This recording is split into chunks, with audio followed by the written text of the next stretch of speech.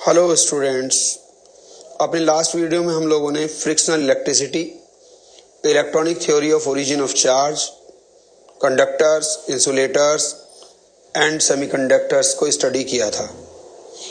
आज सबसे पहले हम लोग methods of charging of a body पर विचार करेंगे, यानी कि हम ये समझेंगे कि किसी बॉडी को, किसी ऑब्जेक्ट को कितने प्रकार से अलग अलग तरीकों से चार्ज किया जा सकता है या उसे इलेक्ट्रिक चार्ज दिया जा सकता है। और दूसरी चीज, अगर पॉसिबल हुआ तो हम लोग देखेंगे some basic properties of electric charge. जो इलेक्ट्रिक चार्ज है वो कुछ बेसिक रूल्स को फॉलो करते हैं, उन रूल्स को हम लोग समझने का प्रयास करेंगे और जो कि हमारी आने वाली इलेक्ट्रोस्टैटिक्स की जर्नी में हमारे बहुत काम के सिद्ध होंगे, बहुत यूजफुल होंगे।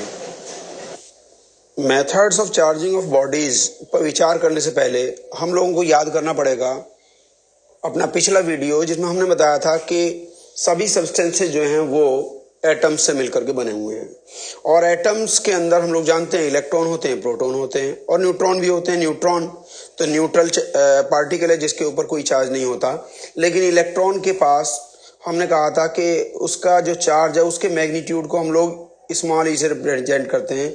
तो इसका मतलब एक इलेक्ट्रॉन का चार्ज कहलाएगा माइनस ई विद साइन, और एक प्रोटॉन के ऊपर इतना ही चार्ज होता है, वो होता है प्लस ई।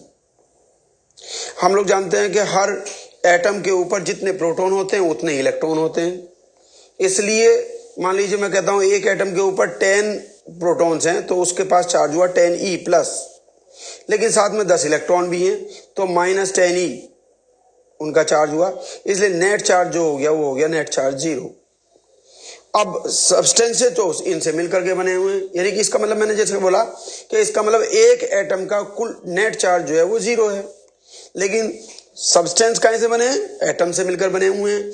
इसलिए पूरे सब्सटेंस का भी नेट चार्ज जो होता है, इसीलिए हम लोग बोलते हैं ऑर्डिनरी स्टेट में जो सब्सटेंसेज होते हैं वो न्यूट्रल होते हैं, उनके ऊपर कोई चार्ज नहीं पाया जाता।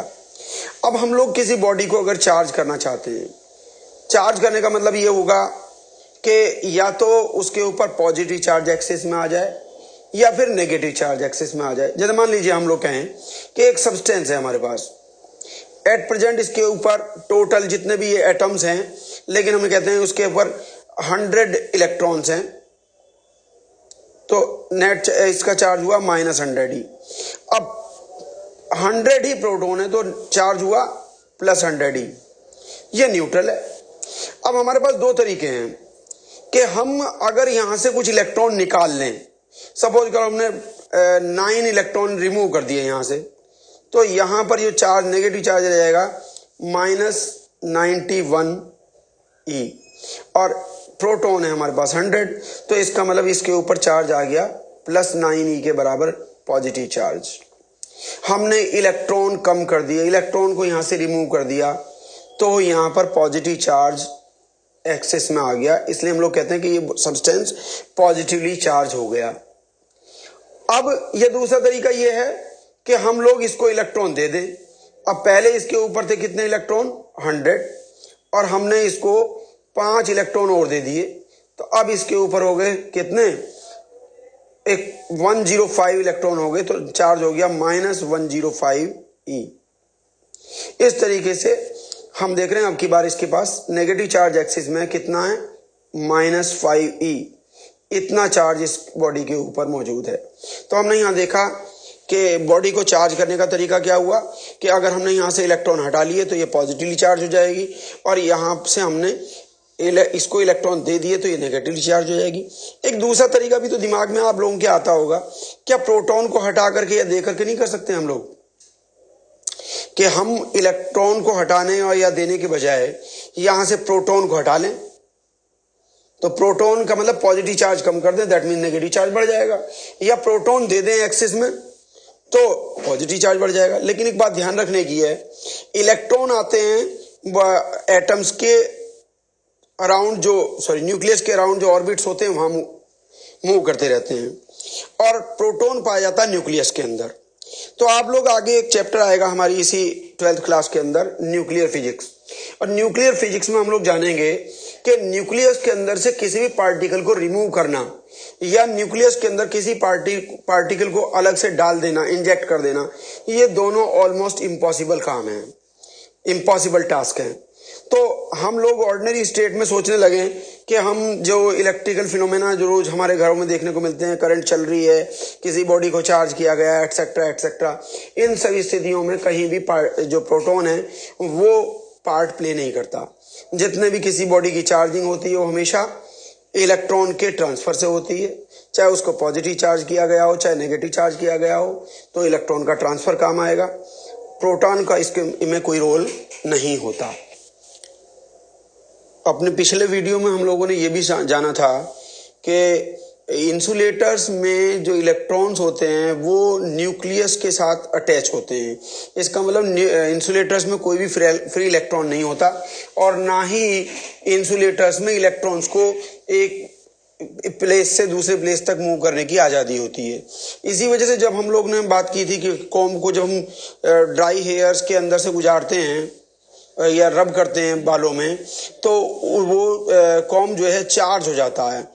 अब हमने उसको अपने हाथों से पकड़ा हुआ है कॉम्ब को और वो चार्ज हो गया है, और वो चार्ज मान लीजिए इस जगह इतना हिस्सा हम लोगों ने बालों के अंदर रगड़ा, उसका रब किया, तो चार्ज जो है केवल इस वाले हिस्से पर आएगा। वो क्योंकि कॉम्ब तो प्लास्टिक का बना इंसुलेटर है, इसलिए ये चार्ज दूसरे स्थान पर इधर की साइड में मूव नहीं कर पाएगा।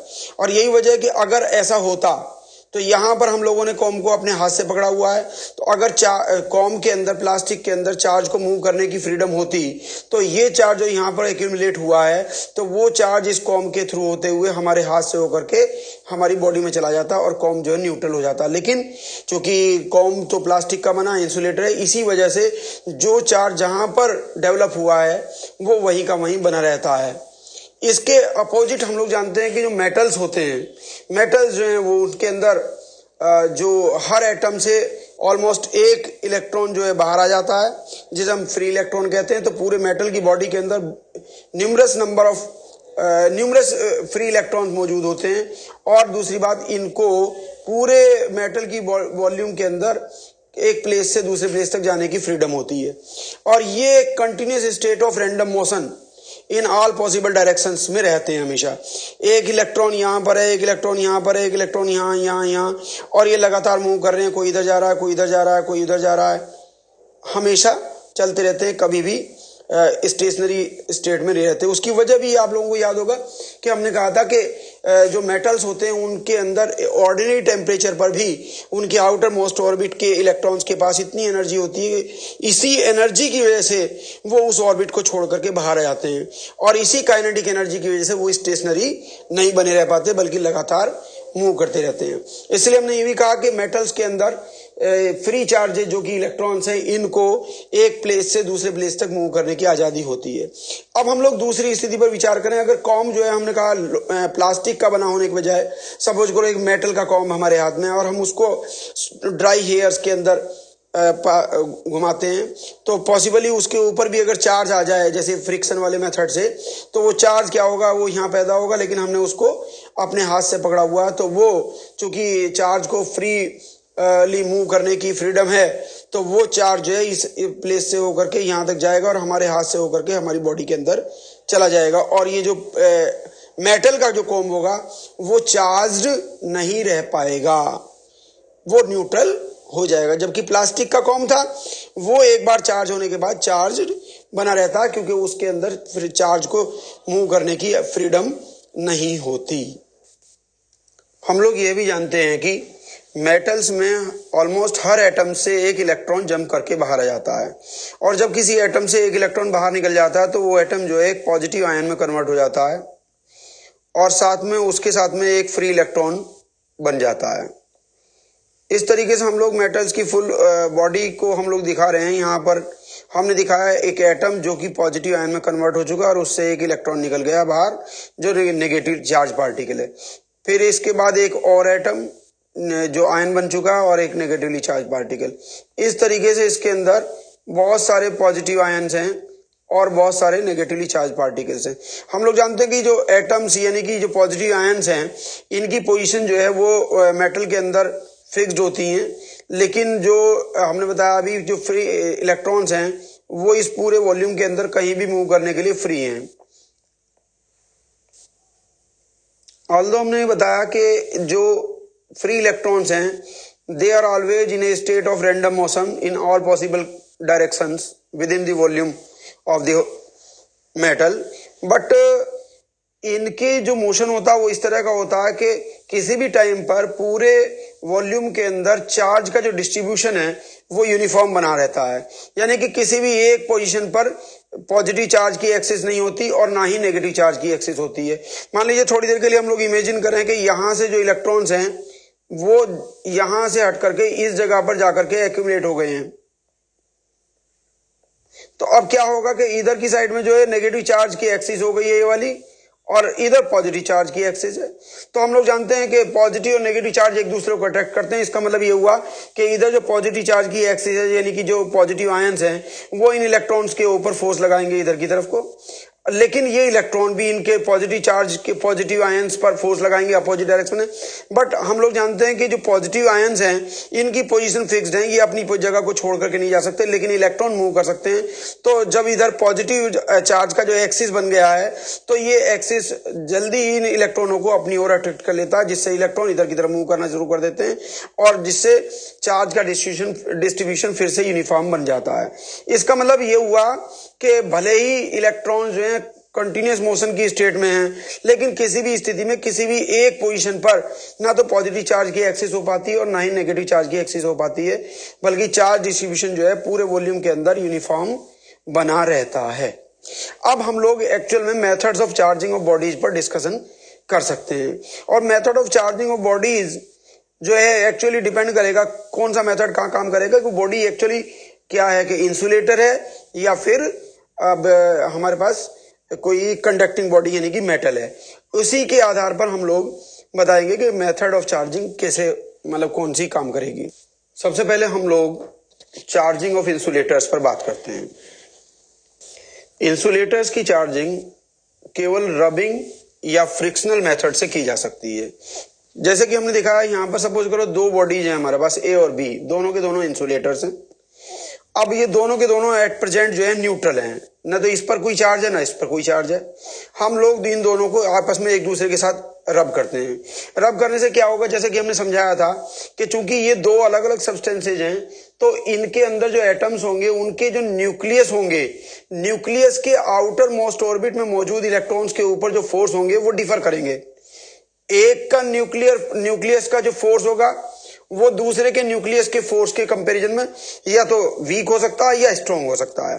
इसी आधार पर जब हम लोग इन दोनों को रब करेंगे तो जो स्ट्रांग न्यूक्लियस के आउटर मोस्ट ऑर्बिट वाले इलेक्ट्रॉन्स के ऊपर स्ट्रांग फोर्स वाले जो सब्सटेंस होगा वो अपने इलेक्ट्रॉन्स को दूसरे सब्सटेंस में जाने से रोकेगा, बल्कि दूसरे सब्सटेंस के इलेक्ट्रॉन्स को अपनी ओर अट्रैक्ट कर लेगा, खींच लेगा।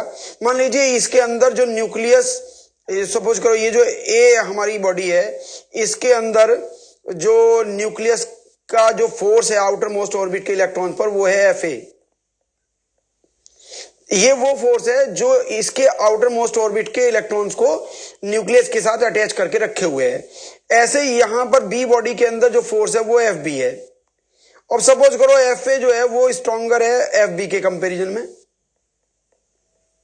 तो जब हम इन दोनों को एक दूसरे के साथ रब करेंगे तो इसके अंदर जो कांटेक्ट में आएंगे दो एटम्स बिल्कुल बाउंड्री पर जो होंगे, वो एटम्स जो होंगे उनके न्यूक्लियस वो एक दूसरे के इलेक्ट्रॉन्स के ऊपर अट्रैक्टिंग फोर्स लगाएंगे। जैसे बी के अंदर जो बाउंड्री पर जो न्यूक्लियस मौजूद होंगे, एटम्स मौजूद होंगे, उनके न्यूक्लियस ए के बाउंड्री वाले इलेक्ट्रॉन्स को अपनी ओर अट्रैक्ट करने का प्रयास करेंगे, और जो ऐसे ही ए के बाउंड्री पर जो मौजूद न्यूक्लियस होंगे वो बी के बाउंड्री वाले इलेक्ट्रॉन्स को अपनी ओर अट्रैक्ट करने का प्रयास करेंगे। तो हम देख रहे हैं कि यहां पर ए का जो फोर्स है Fa वो ज्यादा स्ट्रॉन्ग है, तो वो वहां पर जो न्यूक्लियस मौजूद है बाउंड्री पर, वो न्यूक्लियस जो है वो अपने इलेक्ट्रॉन्स को बी बॉडी की तरफ भेजने से जाने से रोक देंगे, और बल्कि उल्टा करेंगे कि बी के जो इलेक्ट्रॉन्स हैं वो उनको खींच लेंगे। इस तरीके से कुछ इलेक्ट्रॉन जो है बॉडी बी से हट करके ए बॉडी पर आ जाएंगे। इस तरीके से क्या होगा कि ए बॉडी नेगेटिवली चार्ज हो जाएगी और बी बॉडी जो है पॉजिटिवली चार्ज हो जाएगी। इसमें एक बात ध्यान रखने की है कि अगर मान लीजिए मैं कहता हूं कि एन इलेक्ट्रॉन जो हैं बॉडी ए से हट करके बी से हट करके ए पर आ जाते हैं।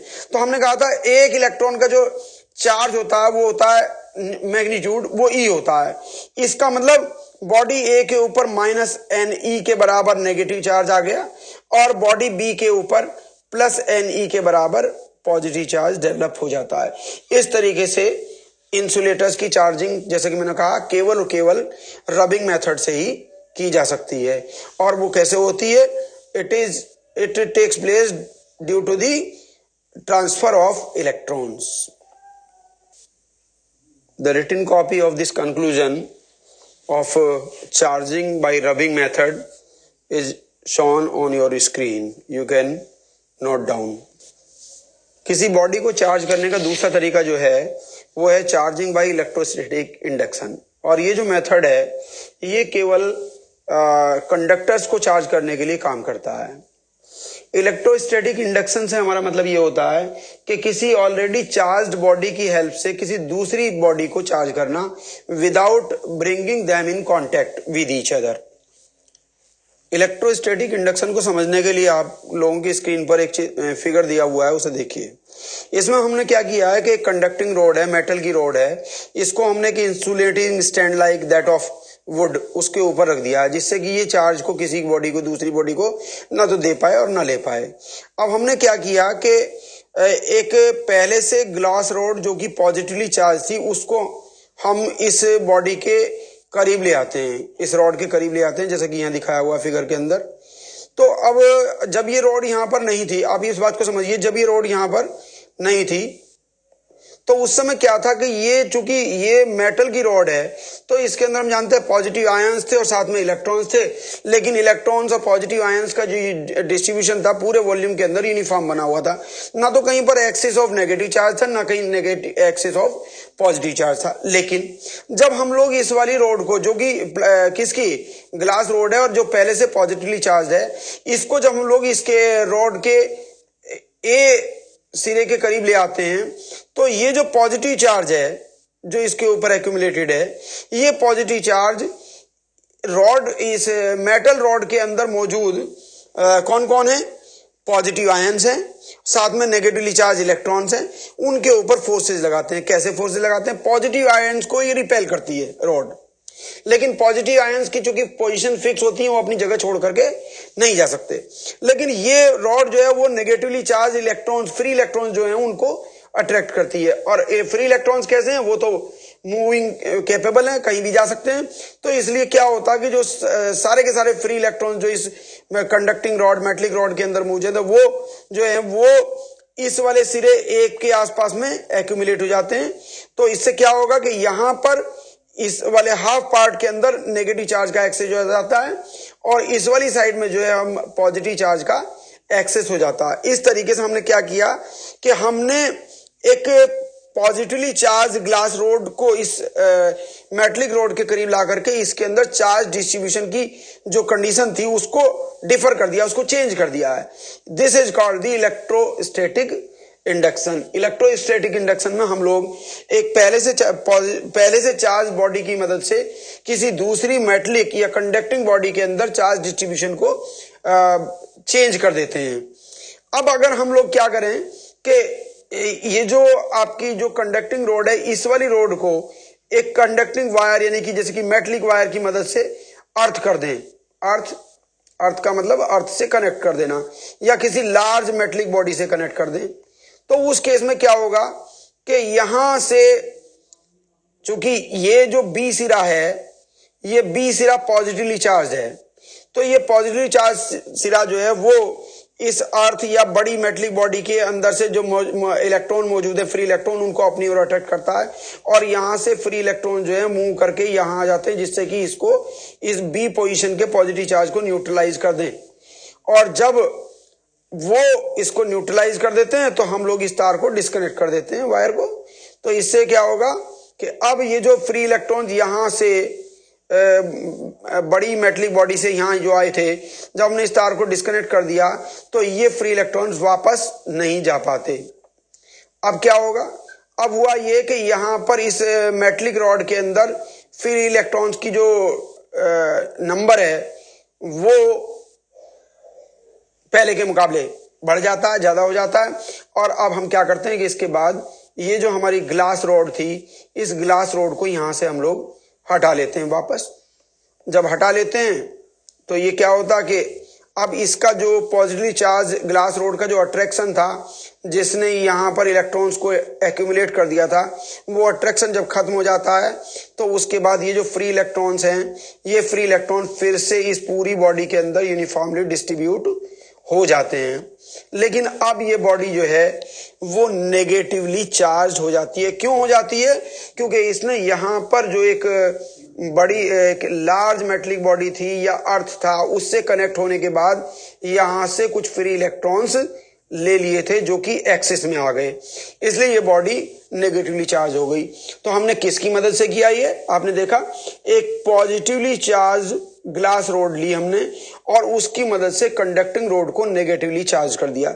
इसके अपोजिट भी हम कर सकते हैं कि अगर हम लोग प्लास्टिक की रॉड लें और उसको नेगेटिवली चार्ज करके लाएं और इसके करीब लाएं, तो फिर हम लोग इसी मेथड से इस कंडक्टिंग रॉड मेटलिक रोड को क्या करेंगे, हम पॉजिटिवली चार्ज बना सकते हैं। So this is the method of charging by electrostatic induction. आइए अब एक और नए एग्जाम्पल पर विचार करते हैं, जिसमें हम लोग दो अलग अलग मेटलिक स्फेयर्स लेते हैं और इन दोनों को हम लोग अपोजिट नेचर के चार्ज के द्वारा चार्ज करने जा रहे हैं। तो यहाँ पर हमने दिखाया फिगर ए के अंदर दो मेटलिक स्फेयर है, दोनों को वुडन या इंसुलेटिंग स्टैंड्स पर रखा हुआ है, जिससे किसी तीसरी बॉडी को चार्ज ना तो दे पाए ना ले पाए। और इन दोनों को हम लोग फिजिकल कांटेक्ट में या इलेक्ट्रिकल कांटेक्ट में ले आते हैं, जिससे कि ये दोनों एक दूसरे को चार्ज दे सकते हैं। अब हम क्या करते हैं, एक प्लास्टिक रॉड ली हमने जिसको पॉजिटिवली चार्ज किया हुआ है, या कोई दूसरी ग्लास की रोड लें, पॉजिटिवली चार्ज किया हुआ है, और हम लोग इसमें सपोज करो मैं इसको नाम दे देता हूं, ये वाला हमारा स्फेयर है ए और ये वाला स्फेयर है बी। तो हम इसको पॉजिटिवली चार्ज रॉड को स्फेयर ए के करीब ले आते हैं, कांटेक्ट में नहीं, करीब ले आते हैं। अब क्या होगा कि ये पॉजिटिवली चार्ज रोड जो है वो इसके अंदर, दोनों स्फेयर्स के अंदर चार्ज डिस्ट्रीब्यूशन में डिफरेंस पैदा करती है। क्या करती है कि दोनों स्फेयर्स के अंदर जो नेगेटिवली चार्ज्ड फ्री इलेक्ट्रॉन्स थे उनको अट्रैक्ट करती है, जिससे कि नेगेटिवली चार्ज फ्री इलेक्ट्रॉन जो है, ये जो स्फेयर ए जो है इसके इस वाले सिरे के आसपास में एक्यूमुलेट हो जाते हैं, यहाँ पर नेगेटिव चार्ज एक्सिस में आ जाता है। जबकि अब बी जो स्फेयर था उससे फ्री इलेक्ट्रॉन निकल करके ए स्फेयर में चले गए हैं, इसलिए यहाँ पर बी के अपोजिट एंड पर जो दूसरा वाला सिरा है इसका, उस वाले सिरे पर पॉजिटिव चार्ज एक्सिस में आ जाता है। अब इसके बाद हम लोग क्या करते हैं कि रोड को करीब बनाए रखते हैं और इन दोनों स्फेयर्स को अलग अलग कर देते हैं, जिससे कि इसके बाद इनके बीच में चार्ज का एक्सचेंज ना हो पाए। ये यहाँ पर फिगर सी में हम आ जाते हैं, दोनों अलग अलग कर दिए हैं। अब ये एक दूसरे को चार्ज ना तो दे सकते हैं ना ले सकते हैं। और इसके बाद फोर्थ स्टेज में हम क्या करते हैं कि इस प्लास्टिक जो रोड है, चार्ज रोड, इस रोड को हटा लेते हैं। अब ये जो रोड जब हम हटा लेते हैं तो क्या होता है कि इसकी वजह से जो चार्ज एक्यूमुलेशन यहाँ पर नेगेटिव आ गया था, यहाँ पर पॉजिटिव आ गया था, वो खत्म हो जाता है। ये इसका इस रोड का अट्रैक्शन खत्म हो जाता है। इसलिए अब ये स्फेयर ए और बी जो हैं, इनके जो चार्ज हैं वो एक दूसरे को अट्रैक्ट करने लगते हैं। तो ये जो पॉजिटिव चार्ज है वो इस वाले सिरे पर आ जाता है और इसका नेगेटिव चार्ज इस वाले सिरे पर आ जाता है, और चार्ज डिस्ट्रीब्यूशन इस वाली फिगर के अकॉर्डिंग हो जाता है। ये दोनों एक दूसरे को अट्रैक्ट कर रहे हैं, अट्रैक्शन के कारण, इंडक्शन के कारण ये एक दूसरे के करीब चार्ज आ गए हैं। अब हम क्या करते हैं कि हम इन दोनों स्टैंड्स को एक दूसरे से सफिशिएंटली लार्ज डिस्टेंस पर रख देते हैं, जिससे कि इन दोनों चार्जेस का एक दूसरे के ऊपर जो अट्रैक्शन है वो कोई इफेक्ट ना डाल पाए। और जब ऐसा होता है तो अब ये वाला जो चार्ज है वो इसके ऊपर कोई इफेक्ट नहीं प्रोड्यूस कर रहा और ये वाला चार्ज दूसरे वाले पर, इसलिए ये चार्ज जो है वो अब अलग अलग स्फेयर्स के ऊपर यूनिफॉर्मली डिस्ट्रीब्यूट हो जाते हैं। तो ये वाला जो स्फेयर है वो पॉजिटिवली चार्ज हो जाता है और ये वाला नेगेटिवली चार्ज हो जाता है। तो ये भी हमने क्या किया, हमने चार्जिंग बाय इंडक्शन मेथड से दो मेटलिक स्फेयर्स को अलग अलग अपोजिट नेचर्स के चार्ज से चार्ज किया है। ऐसा ही एक और एग्जांपल आपके सामने स्क्रीन पर दिखाई दे रहा है, जो फिगर जो है सेल्फ एक्सप्लेनेटरी है। इसमें क्या किया गया है कि मेटल का स्फेयर है जिसको हमने इंसुलेटिंग स्टैंड पर रखा हुआ है और इसको हम लोग चार्ज करना चाहते हैं। पॉजिटिव चार्ज करना चाहते हैं। तो इसके लिए हमने क्या किया कि एक प्लास्टिक रॉड ली जो कि पहले से नेगेटिवली चार्ज है। इस रॉड को हम लोग इस स्फीयर के करीब ले आते हैं। तो ये जो नेगेटिव चार्ज रॉड है ये इसके मेटलिक स्फीयर के अंदर जो चार्ज डिस्ट्रीब्यूशन है उसको डिफर कर देती है, यानी कि पॉजिटिव चार्ज को अपनी ओर अट्रैक्ट करती है। तो पॉजिटिव चार्ज जो है वो इस वाले सरफेस पर अपीयर होता है और अपोजिट सरफेस जो है वो नेगेटिवली चार्ज, वहाँ नेगेटिव चार्ज अपीयर हो जाता है एक्सिस में। और इसके बाद हम लोग क्या करते हैं कि इस मेटलिक स्फीयर को रोड को करीब रखते हुए मेटलिक स्फीयर को ग्राउंडेड कर देते हैं या किसी बड़ी मेटलिक बॉडी से जोड़ देते हैं जो इसके कंपेरिजन में बहुत बड़े साइज की हो। तो जब ऐसा होता है तो ये वाला जो नेगेटिव चार्ज है, ये नेगेटिव चार्ज जिसको ये वाला जो रोड है ये इसका नेगेटिव चार्ज इसको रिपेल करता है। तो ये नेगेटिव चार्ज यानी कि फ्री इलेक्ट्रॉन्स एक्सिस में थे यहाँ पर, तो ये फ्री इलेक्ट्रॉन या नेगेटिव चार्ज जो है वो इस वायर के कंडक्टिंग वायर से होता हुआ ग्राउंड में चला जाता है, अर्थ में चला जाता है। और इस जब ऐसा हो जाता है तो उसके बाद हम इस वायर को कट कर देते हैं जिससे इसका ग्राउंड से कॉन्टेक्ट खत्म हो जाए, जिससे कि ये आगे किसी और बॉडी से चार्ज को एक्सचेंज ना कर पाए। अब स्थिति आ जाती है ये वाली सी। अब इसके बाद हम लोग यहाँ पर देख रहे हैं कि इस मेटलिक स्फीयर के ऊपर केवल और केवल पॉजिटिव चार्ज है जो कि इस रॉड के अट्रैक्शन की वजह से इसके सामने वाले सरफेस पर अपीयर हो रहा है।